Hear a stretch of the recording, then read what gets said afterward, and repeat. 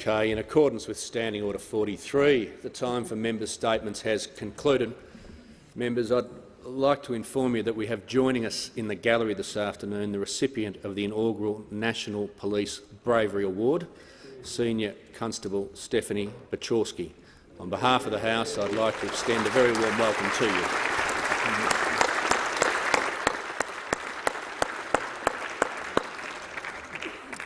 The Prime Minister. Thank you, Mr Speaker. On indulgence, I would like to add my sincere congratulations on behalf of the House and particularly on the government members of the House to Senior Constable Stephanie Bochorsky for her incredible bravery, and I'm so pleased it's been recognised in the way it has in this award. I also want to thank you, as there are others in this chamber who are the children of police officers, as I am, and we know the sacrifices that police officers make every single day, and we understand the impacts that has on the families of police officers. And when you take those risks, we know when you take them, there are so many other things pressing in around you in the many other responsibilities that you have. The other night, it was some nights ago, of course, back in 2015, Stephanie heard screams from a neighbour's home. They were off duty.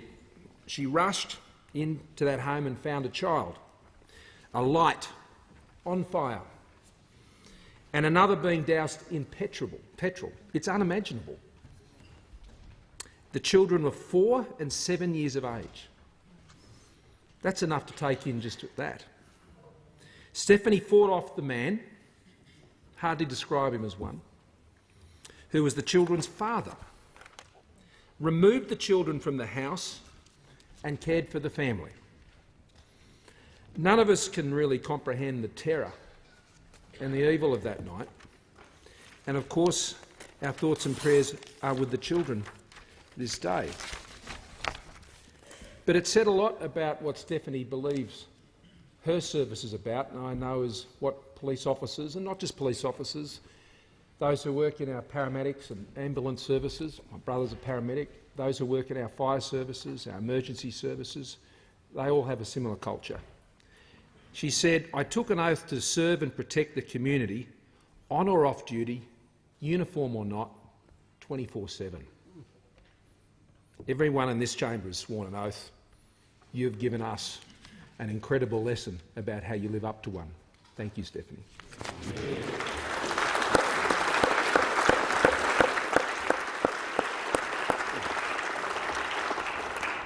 And the Leader of Opposition on indulgence. I thank the Prime Minister for his heartfelt words. I'd like to say on behalf of the Opposition to Senior Constable Stephanie Bochorsky, you honour us by your presence today. I congratulate you on your award. It was an inaugural award and it's presented through the Police Federations of Australia. The award made by your peers, the respect of your peers, and I know you value that very much. The Prime Minister has just detailed much of Stephanie's extraordinary story. One moment, relaxing in front of the television at home on a Friday night.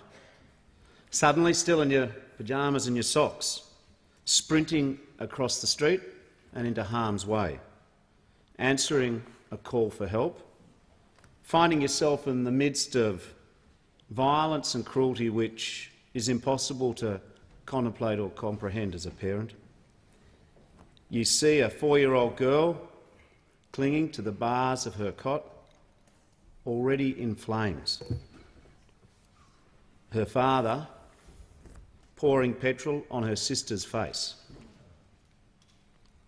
If it wasn't for you, Senior Constable, confronting the perpetrator, carrying both children from the house, prying the arms of the youngest one from around your neck to soak in the cold water of your own bath at home, both of those girls will not be alive today. It's as simple as that. Stephanie, yesterday I asked you a question I'm sure you've heard 1,000 times by now. How did you do it? You replied, as so many modest heroes do, by saying, "I think anyone would have acted in the same way in that situation." Mr. Speaker, We all hope that we would. We all hope that we would, but I think in our hearts we wonder if we could. But Stephanie, you did. The other thing you said to me yesterday that really struck me is that you said that the rescue was the easy part. It was what came after that was what was difficult. Your memories of the night, the scene set into your mind, the ongoing communication with these poor kids, those wakeful moments of reflection that you have to ask yourself, you wouldn't be human if you didn't, like every one of us here, is how could anyone do that to a child? How could any parent do that to a child? I'm not sure there is an easy road back from that and what you've seen. I don't think there is a quick or quiet way to put those things out of your mind.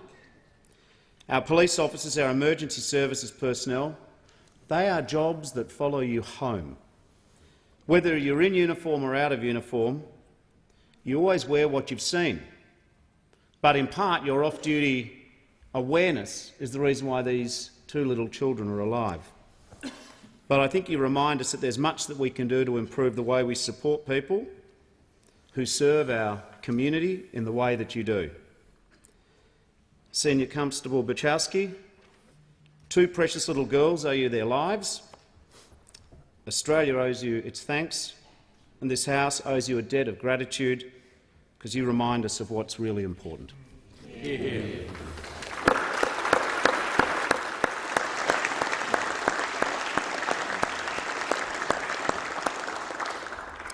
I thank both the Prime Minister and the Leader of the Opposition for speaking on behalf of all members. Questions without notice. The member for Blair. Thanks, Mr Speaker. My question is to the Minister for Home Affairs.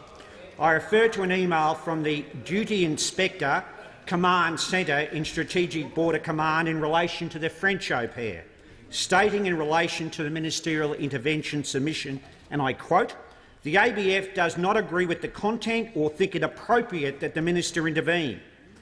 Why is this the sort of instance where the minister rushes to intervene? The Minister for Home Affairs has the call.